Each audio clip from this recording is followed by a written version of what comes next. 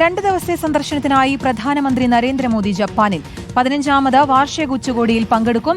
Japanese പ്രധാനമന്ത്രി Shigeru ഇഷിബയുമായും കൂടിക്കാഴ്ച നടത്തും. 7 വർഷത്തിനിടെ പ്രധാനമന്ത്രി ആദ്യമായാണ് ജപ്പാനിലെത്തുന്നത്. വിവരങ്ങളുമായി PR സുനിൽ ചേരുന്നു. PR Sunil, good morning. പ്രധാനമന്ത്രിയുടെ സന്ദർശനം എന്തായാലും നിർണായകം തന്നെയാണ്. ജപ്പാൻ ചൈന സന്ദർശനം ജപ്പാനിലെത്തുന്നു. 7 വർഷത്തിനിടെയുള്ള സന്ദർശനമാണ്. വിവരങ്ങൾ.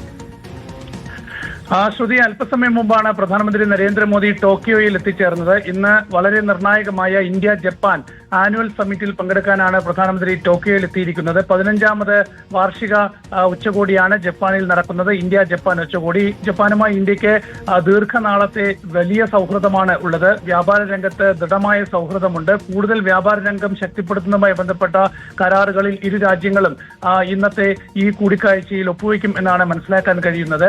ഏതായാലും ഇന്ന് ജപ്പാനിൽ നടക്കുന്ന ബിസിനസ് ഇവന്റിൽ പ്രധാനമന്ത്രി നരേന്ദ്രമോദി പങ്കെടുക്കുന്നുണ്ട്.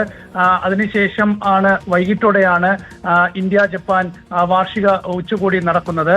ജപ്പാൻ പ്രധാനമന്ത്രി നരേന്ദ്രമോദി കൂടിക്കാഴ്ച നടക്കുന്നുണ്ട് ഷിഗേരു ഇഷിബയുമായി. നേരത്തെ ഷിൻസോ ആബെയുടെ നേതൃത്വത്തിലൊക്കെയുള്ള ജപ്പാൻ ഭരണകൂടവുമായി വലിയ സൗഹൃദം ഇന്ത്യക്കുണ്ടായിരുന്നു. ഏതായാലും അവിടെയുള്ള ഇന്ത്യക്കാരുമായും പ്രധാനമന്ത്രി സംസാരിക്കുന്നുണ്ട്.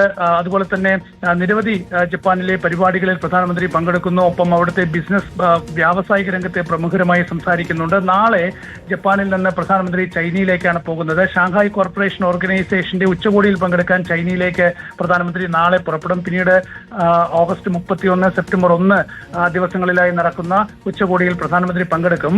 പ്രധാനമന്ത്രിയുടെ ഈ യാത്രയുടെ ഏറ്റവും വലിയ പ്രത്യേകത എന്നത് അമേരിക്കൻ പ്രസിഡന്റ് ഡൊണാൾഡ് ട്രംപ് ഇന്ത്യക്കെതിരെ ചുമത്തിയിരിക്കുന്ന അധിക തീരുവ വലിയ ഭീഷണിയായി തുടരുന്ന ഒരു സാഹചര്യത്തിൽ മാത്രമല്ല, ഏഷ്യയിലെ പല രാജ്യങ്ങൾക്കെതിരെയും ഈ ഒരു ഭീഷണി തുടരുന്ന ഒരു സാഹചര്യത്തിൽ വളരെ നിർണായകമായ യാത്രയും കൂടിക്കാഴ്ചകളുമാണ് പ്രധാനമന്ത്രി നടത്താൻ പോകുന്നത്.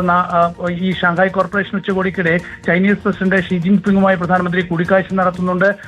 ഷാങ്ഹായ് കോർപ്പറേഷനിൽ പങ്കെടുക്കാനെത്തുന്ന റഷ്യൻ പ്രസിഡന്റ് വ്ളാഡിമിർ പുടിനുമായും പ്രധാനമന്ത്രി കൂടിക്കാഴ്ച നടത്തുന്നു. അങ്ങനെ റഷ്യ, ചൈന, ഇന്ത്യ അച്ചുതണ്ട് കൂടുതൽ ദൃഢമാക്കുന്നത് സംബന്ധിച്ചുള്ള ചർച്ചകൾ ഒരു വഴിക്ക് നടക്കുന്നു. ഒപ്പം തന്നെ ജപ്പാനുമായി കൂടുതൽ വ്യാപാര സൗഹൃദത്തിൽ ഏർപ്പെടാനുള്ള നീക്കവും ഇന്ത്യ നടത്തുന്നു. ഓക്കെ, 2 ദിവസത്തെ സന്ദർശനമാണ് ജപ്പാനിൽ. വിശദാംശങ്ങളാണ് PR സുനിൽ നൽകിയത്.